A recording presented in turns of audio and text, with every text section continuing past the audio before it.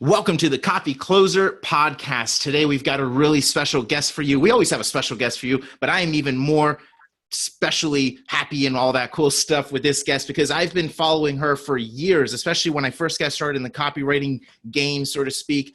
It actually wasn't to become a copywriter. I had to figure out how to sell martial arts stuff because I had a martial arts school. So I used to study people, I went on Google, typed in copywriting, and I found people like Clayton Makepeace, John Carlton. And then I stumbled across this person who's really freaking amazing as well. And her name is Lo Morgan. Lo, how are you? Hey, I'm great, Carlos. Good to talk to you in person. Yay. 100%. And, do you like to go by Lo or Lori? Lo. My friends call me Lo. So okay. All right. We'll call you Lo then. We'll sneak into the friend game. Yeah. So tell us a little bit about how you got started in copywriting. Just a little bit about your story. I'd really like to dive deep into that.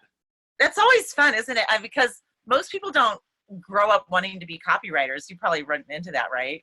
Yeah. So, and most people don't even know what copywriting is. They think it's a trademark. Totally. Exactly. Because we were talking right before this about how a lot of people stumble into it. And that's exactly what I did too. Right. So my story's there's a lot to it, but I'm going to compress it so I don't bore you. But I was a single mother of two kids, and I worked in a corporate job as a secretary, as an executive assistant, by the way, like the highest paid secretary you can be. But I was still a secretary at a marketing firm. But before that, I had been a stay-at-home mom, and I got to stay home with my kids and take care of them and blah, blah, blah. Then I got divorced and I had to get a regular job, right? It sucked. I missed my kids like crazy. Then this happened to be in the late 90s, around the time the internet was getting really established and you could start working, outside of the box. You didn't have to really be in an office anymore. And I have a journalism degree. So I'm like, hey, I can write anywhere. I don't have to be, I can be a writer. And I can, not be a secretary anymore. So as luck would have it, my boss actually retired. And so I got married and I decided just to not get another job so I could be home with my kids. And I was going to be a freelance writer. I wasn't really sure how to do it at that point, and things were still kind of getting set in the wild, wild west of the internet. So I was actually a virtual assistant for a while because I have the secretary background and I was journalism, background. So I thought, well, that works. I can be home. I don't care how I make money. And I started writing people's press releases and their website stuff and marketing myself that way is like, I'm your personal writer for your website. And so kind of before I knew what a copywriter was, I was doing copywriting work. But then I got this client who was a huge student of Dan Kennedy and Gary Halbert, and none of these guys I'd heard of, right? So he wanted me to write a 52-week autoresponder. And I'm like, what's an autoresponder? And so he showed me these examples of sort of Dan Kennedy-esque stuff. And I was like, oh my God, I love this genre. It's very conversational. It's very connecting. It's like real informal and stuff. And I'm like, oh, how do I get good at this? This is what I want to do. And so this is in early 2000s where there weren't copywriting programs on every tree. They didn't really exist unless you kind of knew where to go. Or if you were with an agency, you could be maybe copy cubbed up, but it wasn't really a big thing. And the people who were doing it were making big money. They really weren't looking to get more people in on the game. Of course. Yeah, create their competition. Right? Exactly. So I'm like, how do I get good at this? And so I found Gary Halbert, the Gary Halbert letter, and which I recommend, by the way, all you guys listening, visit that site. Even though it's print, it's the bomb. It's incredible. 100%. I say it all the time. Like anytime, it's so funny. I don't know if I've got these, like a bunch of these little direct mail letters here. So what I do is Tiffany and I sell in different niche markets. We'll sell in like the martial art niche or religious niche and like all these cool little niche markets. But what we do, our little secret is we copy really good direct marketers that still use old fashioned direct mail. Not like people who suck, but people who are like Dan Kennedy style stuff, all of that. And we just get on their list. We pay a few bucks and we get that in the mail. And then we quote unquote funnel hack it. But we just take what works offline and do it online. And it's like revolutionary, but it's been working for years in direct mail, you know? Brilliant. God, Carlos, you're giving away some of my killer tips. I was going to say something along those lines. Like, that's exactly what you should do. Like, if you want to get good at it, that's how I started getting good at it. You buy their products, you follow their sequences and see how do they follow up, what do they do to market, you pay attention to all that stuff, and then you kind of replicate it. And but I started mostly with sales letters, and I found I started reading enough of them that you can see a pattern emerge, and I write them out by hand. And you can see there's a skeleton underneath. It's like, oh, here's the intro, and then here's the problem, and then here's the, the solution, and here's benefits. And it's wash, rinse, repeat. So it made sense. And I was like, why isn't this written down anywhere? So I actually made a program. It was I didn't have a big name at that time. So I actually made one of the very first copywriting programs that was, reasonably priced, not all of Dan Kennedy, that was out there for a while. And it was just basically deconstructing what it was that I learned to do to write copy, how I broke it down and then kind of put it all back together again. And so you learned, not to interrupt too much, I guess, but so you were learning by rewriting these sales letters by hand, right? Yes. Is that something I literally just talked with a person, Jonathan Gayton, if you're listening. We were just at Starbucks, and he was asking me, how do you get good, or what did I do? And I was like, it's going to sound super old school, but I used to just rewrite hand. I did what Gary Halbert said. I just rewrote these letters by hand. And he was like, what if I type it? I'm like, I guess you could do that, but I feel it takes away from it. What do you think about that? Like typing versus handwriting, is that still a great way of learning copy? It's a great way to learn it. And it is old school, and most people won't do it. They won't take the time to do it. So I think handwriting is a step above doing it by than typing. Right. Because you get that something about hand to paper that it wakes up something in your brain that doesn't quite do it in the same way as if you typewrite it. But if it's one or the other, then typewrite it, but do it, because you will see the pattern emerge. I think the difference is when you're writing it by hand, you have to slow your brain down, and so you see the things that the patterns pop out at you more if you write it by hand than if you type it, because you can type much faster, than you're going to be able to write. So I take that back. Handwrite it or don't do it at all. That's actually a really good point. I've never thought of it that way, but you're right. You can't, when you do an H or something, that's not just one, you got to actually do some stuff. So that's interesting, because you really have to think about it a little. It's like faxing in your question. You really got to think about it if you got to fax it in versus email, right? Exactly. You got to find a fax machine first off. Nowadays, that's for sure. I have to tell you some funny stories about, the Dan Kennedy fax stories. Those are all true. He only communicates through fax. And I went to a few of his different programs, and he approached me to write a program on how to write copy, not how to write copy, how to have a copywriting career. And so we co-partnered. That's a huge honor. That's sweet. Isn't it? I'm like, Holy why moly. would you ask me? And he's like, why? Well, I could see why he would ask you, but that's freaking awesome. It was great. It was wonderful. Yeah. So we did it. Unfortunately, it's not for sale anymore because it's in the vault, guys. It's in the vault. It's in the vault. Wink, wink. But at any rate, so I got a fax when I had a fax machine from his secretary saying, Dan would like to meet with you on, like in 3 weeks on whatever. And I'm like, whatever I'm doing, I'm not doing anything except when Dan wants to meet with me. But it was all by fax. All of our communication was totally by fax. It just cracked me up. Well, he makes you jump through hoops, right? I mean, anytime somebody jumps through hoops to get something, they're a little bit more warmed up, right? That's very true. I mean, that's kind of a side benefit. Plus, also, people leave you alone more if you have to jump through hoops, and I think he likes that too. But so let's go back to your story. So you started handwriting copy. That's what you were learning, and then did you end up working with that company that wanted to hire you for these emails? It's like 52-week. Yeah, we did. It was actually a multi-level marketing company. But it was in vitamins and stuff. And I wrote sales letters for them. And he told me my sales letters were outperforming the copywriters that he was hiring that had a lot more experience. And I'm like, oh, that's so cool. Right? That's freaking awesome. And so I was like, well, that just made me want to do it even more. And I was his sole copywriter for a while. I did some ghostwriting for him and did a whole bunch of stuff. And meanwhile, I'm upping my game behind the scenes, and I'm learning on the job as I'm going, but I'm just devouring everything I can get my hands on. And about this time, I was also very good friends with Allie Brown.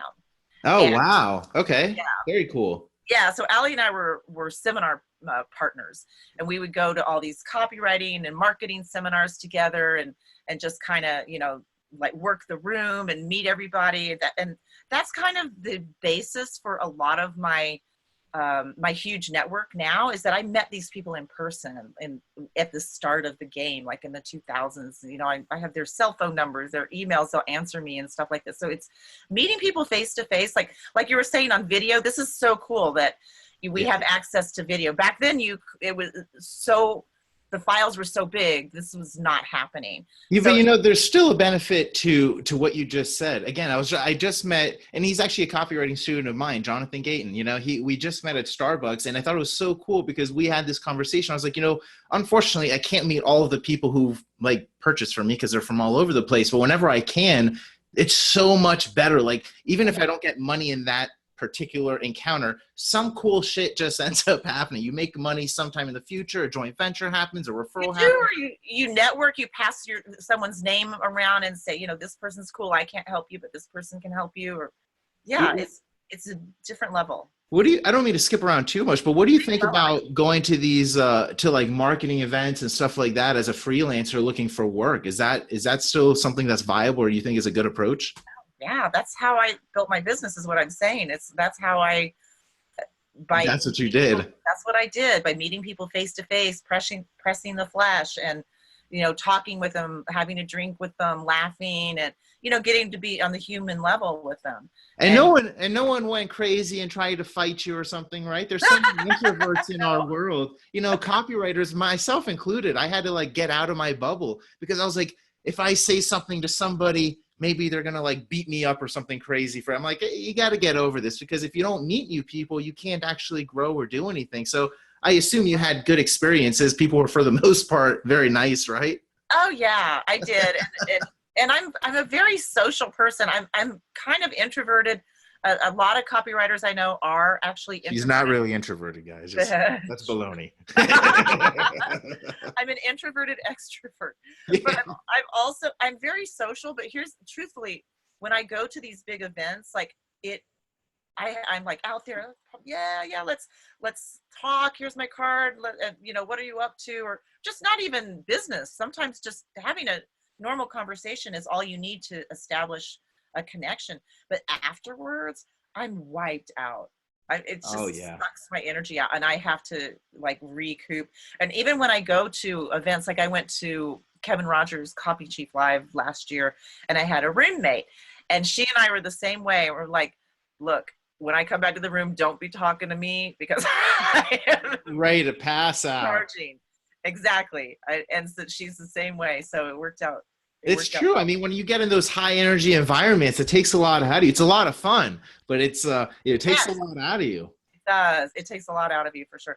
So I wasn't like, sleazy saleswoman pushing my card right, left, and center. Although I would always have it around. So, but I rarely made deals on site, because there's, again, all that hype, all the enthusiasm and stuff. You don't really know what's real and what's not. People might have good intentions, but then they get back to sanity and they're like, whoa, wait a minute, that may not be right. So it's better to make the connection, and then when you get back to your where you're stable again, then you can kind of follow up. That makes total sense. Okay, so sorry, I'm like shaking my own desk here. So take us a little bit further. So you started going to these events. Is that where you started freelancing a little bit more? Did you work with like one client, or were you working with multiple clients? Like what was that next step in your journey? So I'm trying to think of which happened when. I started doing writing. I did meet people there, like Mark Victor Hansen, who introduced me to Les Brown. And through that kind of connection, I started doing work with Alford and a lot of the woo-woo people. So on the one level, that was one of my tangents. But to back you up even further, my favorite event that I went to was called The System. It was Kim McCarthy. Yeah, Kim McCarthy. I was at the last System seminar. Okay. So I went to that, and that's where I met my whole base of people that I just like worship. And that's where I met Gary Halbert. Wow. I met John Carlton, Jeff Walker, Yannick Silver, John Reese, like so many people I just, met and hung out with. But it was shortly after that I got into John Carlton's mentorship program. And his program, he doesn't exist anymore, but what it was you could email him as much as you wanted, and he would critique your copy, and whatever he would do, whatever, you just had a direct line to John Carlton. Well, Harlan Kilstein ruined that because he literally emailed John every day. John, he'll That's tell what you. I would do. I'm not even going to lie. Well, that's what everybody should do. You just take advantage of it. But I always felt, this is terrible, but I always felt guilty, like, oh, I'm bothering him. It's like, I'm paying you, bitch. But I always felt like, and here's the other thing about John Carlton. John Carlton can make you cry. He is very brutal and open and honest about his critiques, that he doesn't, pussyfoot around. And so when he gives you feedback, it's like, whoa. So does he write it out and send it back to you, or do like a video critique, or I'm curious, how does that process work? He would type it up. He's very prolific. He can just words pour off of his fingers. So he would type up what it was that we would never be on the phone. Oh my gosh. No, it would be at his schedule whenever he felt like getting back to you. It was always by email. But then I started he actually started inviting me to his live events to be the female perspective, which is really an honor. That's awesome. That's huge. And so these top people are bringing you into the loop. I mean, this is how you get to, because it's so fun to hear this story, because I just know you as like one of them being another John Carlton, another. Oh, wow. I don't know. This from the outside looking in. So it's so cool to hear how you actually got into those circles, I mean, right. People get to hear that. They just, boom, she's here. Yeah. This is where she always has been, right? No, it's cool to see you. Well, so keep going. Honest, sorry. To be honest, I am a very good writer. Well, that has to go. You got to be able to write somewhere in this. You got to be able to write. But look at it like this, Carlos. I've been doing this for 20 years. I mean, you probably weren't even born. I was born, ladies and gentlemen. I'm 32 at the moment of this recording. Okay. Well, see, but the truth is, I've been doing it for a lot longer than a lot of people in our industry. When I look around now, I love how our industry is booming. There's so many resources now, and there's so many people getting in it. Then it wasn't the case. So it was, it was a handful of people, and a lot of people didn't make it. So it's, you do have to stay relevant by being out there, being connected, and being seen, and that's marketing yourself is all a part of being a copywriter that's going to work regularly, is keeping visible, right? Well, a lot of people don't see that when they think of a copywriter, they think I have to be this great like tactician, like this tactical writer of words. But then they forget that if you don't focus on like the finding and closing of deals, you're not going to be writing any words. Like as a copywriter, we may be able to make money on the royalties if you're doing that, but really the way we make money is when you close the deal. The fulfillment is the copy. That's how your client is making money, but you got to close the deal. You have to close the deal, but you've got to have the chops once you get in the door too. Oh, so 100%. Or you're going to ruin your name. Oh yeah. Really fast. It's funny because it's such a small world, this whole marketing world that we live in, that a lot of times I think that people don't pay enough attention to their reputation. We think, oh, we can just start another product. We can start another thing. But when you're a service provider in this industry, you go to traffic and conversions and there you go. There's all your clients and competitors all in one spot, right? So it's a small world. And if you can just put out that goodwill and still be cool with people, you can work with other copywriters. They're not necessarily your competitors. You can even refer work and get referral fees. I don't even know if you do that or did that or anything. Yeah, I do and have. Yeah, absolutely. But you're right. I mean, that's people don't notice that it's such a small world. And even people who buy products, like if you flame somebody, they are not going to forget they're not going to forget your name, and they are going to tell their friends. So 100%. It's not a good thing. 100%. So did you end up speaking at John Carlton's event? He spoke at mine, actually. He spoke at you. Well, that's even cool. There we go. Your own event. Yeah, I have spoken at his too, at the Action Seminar. So how long did it take you to go from learning copywriting and like totally new from this guy who wanted to hire you or lady who wanted to hire you for the autoresponders and stuff to throwing your own event? That's actually a pretty big leap. I don't know. Yeah, it took about 4 years. That's fast. It is. I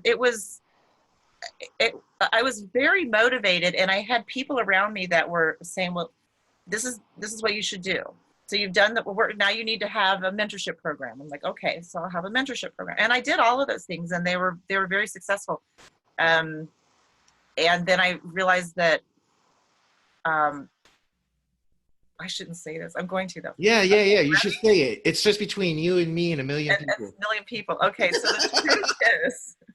the truth is, I love teaching, but in a mentorship, a high expensive mentorship program, I didn't like it because if my students didn't do what I said, and then 3 months later they would do it and then say, oh, I did, so-and-so said I should do exactly what you said to do 3 months ago. And so I would get tied up in their results. And so if they didn't get them or they didn't listen to me, then I would get depressed.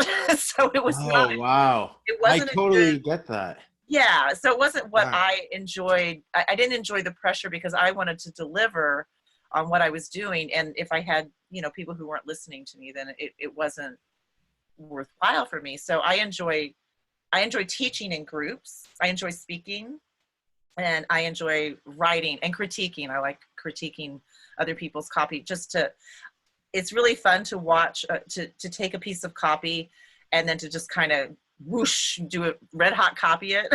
Yeah, I love that. Oh, that's such a great name, Red Hot Copy It. Oh, thank you. I like that. That's a funny story too. This was early in my career. I was, I told you I was a VA, right? So I was called the word sorcerer. And Allie Brown was like, your name sucks. You need a new name. Let's figure something out. And so we brainstormed and came up with Red Hot Copy. And it was like, that's it. That's me. I have red hair. It's like, it's sizzling. It's hot.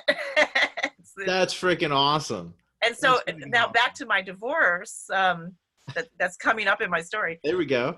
And changing the name and everything. What's funny is my business name has kept its brand value, right, as Red Hot Copy, even though my name has changed from Lori Morgan Ferrero to Lori Morgan. So if you look up Lori Morgan online, you'll find the country singer Lori Morgan.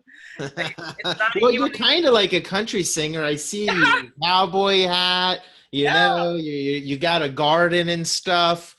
Right? You're definitely doing it. You and my girlfriend would get along great.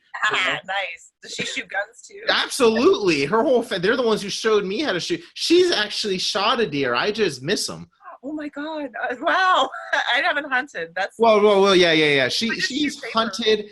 Her whole family has actually come from that. Like they do that. They hunt. They get themselves meat for 6 months. They make their own food. This is literally what they do. So when I went there, I thought I was so cool. I had like this AR-15, all city boy like, my Glock tacked out, and then I miss everything. And they've got this like 30-year-old rifle or something, and they have everything dead on. So I learned my lesson. That's hysterical. I love it. She's the one who protects me. That's funny. But yeah, I have a little bit of country, a little bit of rock and roll. That's awesome. So what do you, I mean, I don't want to skip too far ahead, but what do you see kind of going on now? Because you started at basically the beginning of the internet marketing type of deal, it sounds like, right? So you've really I'm seen a everything. dinosaur. No, not in that sense, but you've seen everything. So it's really cool because you have a cooler perspective than someone who just came into this industry and all they know is ClickFunnels, and that's about it. They've never heard of Dan Kennedy or Gary Halbert or some of these folks. So, Right. what are some things that maybe everybody should be paying attention to?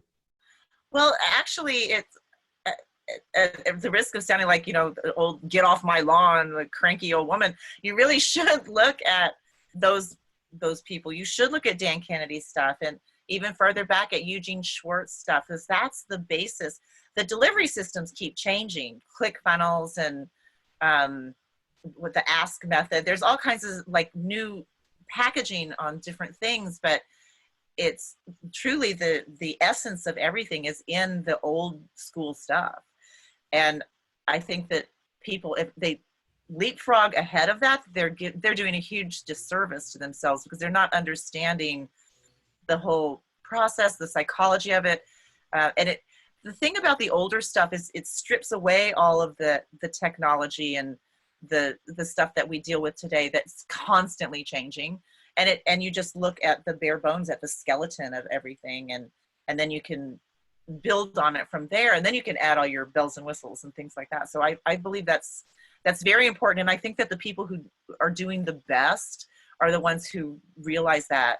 I see them, I hear about them at the Titans meetings, or that they do their due diligence and they do their homework, and I think that's just you can't skip it. 100%, 100%. One of the direct mail pieces that I was actually studying uses essentially a countdown timer in direct mail. I thought it was fascinating, right? Whoa. How do you do this, right? And so they Yeah. grab me for people who are interested in who it is, one of the people I study is Peter Popoff. He's a person who sells stuff in the religious niche. Some people question his ethics. It's fine. I study his direct mail, right? So he's really, really good in that sense. And so one of the things that he does is right in his headline, he makes you he staples some piece of cloth to the top of the paper. And you, like in the headline, it says, tap this thing 3 times to activate some kind of link between us. I forget what, like some psychic link. So I do it. I'm like, hey, let's participate, right? So 1, 2, 3, next step. So I read, and then the next line is something like, congrats or good job, getting me in compliance. Good job. You have 8 minutes to read this letter before this link expires. And throughout the letter, he has little subheads that says, okay, we're at the 3-minute mark, 2-minute, or whatever. And so it's a whole countdown timer throughout the copy, but it's all done with direct mail. And I'm like, man, this is so cool. So let's go ahead and do this online. So we do very similar stuff where they can't actually tap something on the computer screen, right? But when we sell our necklaces and different digital products, we make people say essentially like a mantra or something. Like we make them say something out loud 3 times to engage them. So we've noticed that with cold traffic, depending on who you have to target, like an interesting spiritual niche, like target a niche, right? But if you can get them in this kind of compliance type of deal where they're actually saying your prayers or your whatever it is 3 times before they continue down to your pitch, you've already kind of got them hooked, right? So it's really interesting. So that's what we were doing. We modeled Peter Popoff's thing and we just transferred it to another niche, and doing it online. We use a countdown timer saying, hey, you've got 25 minutes to read this whole sales letter, but we present that after they've engaged, Whoa. I didn't know I was going to learn stuff on this podcast too. That's brilliant. I love it. It's so cool. And it's just by studying people who are actively doing direct mail. So it's just like what you're saying. Yeah. If you want to get, really cool, revolutionary stuff, you don't always have to look in the same niche market. If you're selling marketing stuff, you probably don't want to look at another marketer, That's exactly right. Because it's all repetitive stuff. It's like look in the boating industry or look in the, the gun industry or the horse industry. I don't know, just different people. They're still people and they still have to respond psychologically. So look at how they're they're selling their stuff. And Yeah. Well, it's so true. And sometimes I think in this online world, people forget that, we look at clicks, right? We're like, oh, we've gotten 1,000 clicks to our website and there are unique clicks. I'm like, that's 1,000 people. Like if you have ever spoken on stage and you say in front of 1,000 human beings, that's a right, lot of people you're a lot giving of a pitch people. to, right? So I think when sometimes we get so kind of distant from what the other person is like that, there's an actual person we're marketing to. It's not just a click or a number, right? Totally. So it's cool, I mean, just as copywriters, I'm talking too much here, but everything that you've been saying, it's gotten me fired up because I'm like, man, now my mind is thinking all these cool things I got to start looking up, right? It's super Totally. cool. Yeah. Yeah, no, this is great. I love the back and forth. It's so much more exciting than just drilling off questions. Like, Right. yeah, definitely. So what kind of stuff are you doing now? You started, I loved how we heard about how you got started and how you essentially kind of rose up the rank. I don't know if there are any ranks really in copywriting, but you rose to the top of the food chain, that's for sure. Very quickly, within 4 years, you're throwing your own event. That's like very impressive to say the least, right? That's amazing. So what are you doing now? I mean, what's like the next step for you? Well, so now I have I've kind of teased about the divorce that I had. I got divorced 2 years ago. Divorce party. Yeah. Oh yeah. Divorce Definitely. launch party. That's funny. Definitely. So it oh, I almost swore. It screwed up my It's okay. brand. It screwed up my branding name because I got used to saying Lori Morgan Ferrero, Lori Morgan Ferrero, Lori Morgan Ferrero very quickly, and I could just reel it off my tongue. And so now it's Lori Morgan. It's so freeing. It's so open. But at any rate, like I said, I have a lot of brand equity under Lori Morgan Ferrero, and I can't ever get rid of all of it. But I like blew up my website a couple of weeks ago, and now I'm rebranding it as sort of with my new lifestyle, which is more about survivalism. I write for the survival niche now. And like the Western lifestyle is sort of, liberty, life, liberty, blah, blah, blah, that kind of stuff. I mean, I love that. That's my personal, mantra and things that I like to be around. And my website's going to kind of reflect that. But what I ended up doing, and I guess I kind of skipped over this. So let me back up. As I was throwing my own events, the reason I think one of the reasons anyway, that I was able to get to it so quickly was because, at that first event that I threw, I was able to come face to face with people about what they wanted instead of just, getting like email contact. And they were all like, whoa, we really like your, we really like copywriting. We like your style, but there's no way we're going to read all that copy. And I don't like the way that the copy's so hypey. And I was like, whoa, what are you talking about? This is the stuff I learned. This is like, you don't know what's working. That's right. Yeah. And so, and these are women, right? And so I go back to John Carlton. I go back to Gary Halbert. I go to Dan Kennedy, and I'm like, so guess what? These women hate your copy. And so they're like, they weren't going to buy anyway. Writing. And so I was like, well, there's something else to it. There's too many people saying that they're not into that. So I kind of held back for about a year and did a lot of research on how women and men are different, how we perceive copy differently, how we react differently in a marketing cycle and all that. And I created a program, and my next speaking engagements and sort of my signature work was the she factor. So I started teaching people how to take the traditional copy and traditional marketing that does work. It is proven. It's salesmanship. And then how to kind of soften it and make it appeal to women as well. And so that's what I do now. And that's what I've really been doing for the past 12 years. So well, the She Factor is such a good name. Thank you. Jeez, red hot copy, the She Factor. Jeez. Sometimes you get it right. Yeah, so it's like every time. So that's been a big kind of a passion of mine too, and it gets me in a little. You kind of getting a little hot water, I guess, about it, because there's so much political correctness now, right? About, well, what if it's not really a she? What if it's a man who identifies as a she? Does she still respond the same? I'm like, listen, we're talking about genetics, about biology, and how these are generalities. There are always going to be exceptions to the rule, but women in general prefer a lot more communication, an emotional connection, storytelling, and oddly enough, men actually respond to that stuff too. So it's funny, what works with women works with men also, but what works with men doesn't necessarily work with women. Meaning, That's interesting. Right? So it's like the hypey. I love that stuff. I love get in my face and yell and just, give me your best salesmanship. I love it.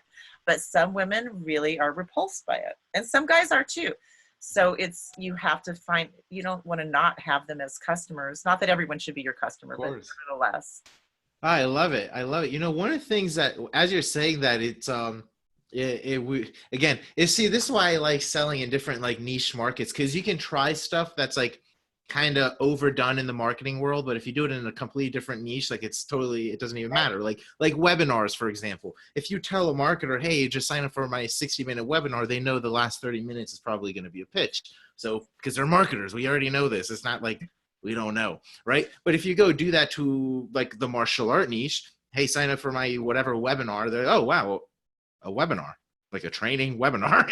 They don't automatically equate a pitch to it, right? So anyways, but the reason I bring that up is because we can test cool different things that, maybe it'll work in the marketing niche, maybe it won't, but I just probably would never have tested in the marketing niche because, it'd be too out there for me. Anyways, so all that disclaimer nonsense to say this. So one of since you're talking about, the she factor, and it may be like, pissing off certain people and upsetting certain people. One of the things that we did was we actually we did a video in our religious niche, and we targeted the right people, meaning the people who actually like wanted this stuff, responded to this, were our customer, like these are our army, right? Our tribe. So we targeted them, put a bunch of money behind it, got a bunch of people in it. And then we targeted the exact opposite, the people who would essentially be the enemy. And then we had a bunch of comments that were hate and a bunch of terrible things. But here's what was cool. Because people hated our video, they shared it even more, saying, look at these idiots, they're terrible, blah, blah, blah, which means our costs started going down, because what ended up happening is it was unfair. We put like 90% of our money towards building our army and then 10% towards the enemy. So it's an unfair fight, but it is what it is. They're fighting on, in the comments, trolling us. And then our army of really good people, they're fighting back for us. We didn't have to do anything. Wow. So sometimes, sometimes if you sell a product, you want to delete all the bad comments and whatnot. But sometimes if you've done a good job, you can actually, and you want that argument kind of conversation going on, because it becomes more shareable, costs go down, and people just start freaking responding like crazy to it because it's that controversy, right? So that might work great with you. Yeah, well, that's a good point. Thank you. Yeah, it's so cool. I could just see you doing like a podcast and just make it a point, just for controversial reasons, stick it to the people who might have a problem with your she factor name, and then target them. It would be so funny. In the ad, just make sure you skip to 1 minute and 33 seconds where I talk just about you, I hope you're transcribing this. I can write off. Sweet. So where can people start finding out more about your stuff? Because you are doing tons of stuff in the survival niche and whatnot, but I also see some other things you're doing with John Carlton. There's tons of other cool stuff. You've got so many projects going on. I do actually. Yeah. Well, if you just go to my site at redhotcopy.com there and sign up for my email, I don't spam you. I don't do daily emails. I don't know if you do them. I freaking hate them. If you do daily emails to me, I'm gone. I hate them. And I do have I have an email that there are people that I will subscribe to. Like, I really like your stuff, so I'm going to subscribe over there. And I never look at them. I just think it's overkill. I know people make money at it. But I also hate auto launching videos. I do. There are things that I don't like that work. Yep. But at any rate, I will not email you every day. Trust me, you'll be lucky if you get one a week from me. And if you do, it's value. It is value. It is absolutely. Because I draw from a lot of stuff that I've learned over the years, and stuff from John and Gary Halbert and Dan. So it's redhotcopy.com. Yeah. Sweet. Yeah. And there's a free report there about how to find your female voice, finding your inner voice. So can guys sign up and be like, can we do it too? Just so we can talk to our, wives and girlfriends a little better. It's a good idea. Oh my gosh. When people have heard me speak about like just the little subtleties that you do to reach women versus men, guys were coming up to me going, I'm going to use that. Of course they will. We want every unfair advantage we can get.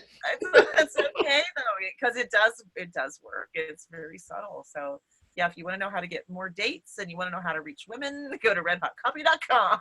Awesome. Well, thank you so much, Lori. I really appreciate you for having me on, for you allowing me to have you on, right? So if anybody's listening to this right now, go to redhotcopy.com, add her on Facebook. I don't know if she wants you to, but go ahead, add her on Facebook anyway. Go ahead, redhotcopy.com. Check it out. Thanks so much, Lori. We'll see you guys on the next Copy Closer podcast.